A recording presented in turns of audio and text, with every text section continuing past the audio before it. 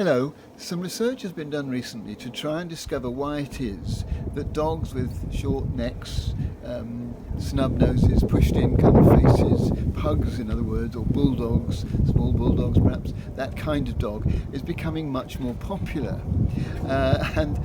What they did was to put boxes of food around, and they had that kind of dog and more ordinary dogs trying to extricate the food from within the box.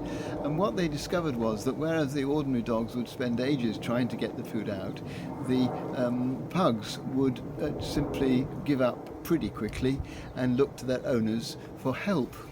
They, in other words, exhibited kind of dependency tendencies. They wanted to have somebody do things for them, and the owners tended to like this quality in a dog who actually responds by wanting to be supported and helped, and rather than the dog that just knows its own mind and just gets on with its life.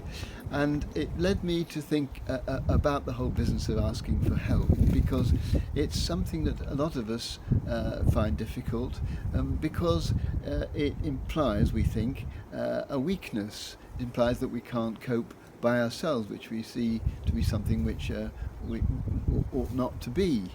And so sometimes it's that we don't ask for help when we really need to, or leave it till the very last minute when we could have made life easier for ourselves.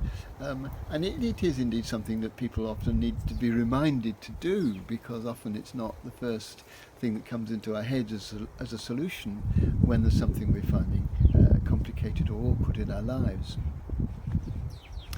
So I thought today I'd just take some encouragement to myself to remember to ask for help if it's something that would benefit me and enable me to do better, something I may be trying to do, or to get support for some challenge that I'm facing. But one of the encouraging things, one of the things that might encourage us to seek help, is if we think about what that will say to the person we're asking help from. Those owners really valued those dogs because they were asking for help, because they were exhibiting dependency tendencies. And if we ask help from somebody, we're really opening ourselves to them, we're making ourselves vulnerable to them, we're trusting them, we're affirming their abilities because presumably we think that they can help us, and that makes the person who's asked for help feel good and positive about themselves. So I think asking for help has a double value. It makes life easier for us, and it affirms and values the people from whom help is asked.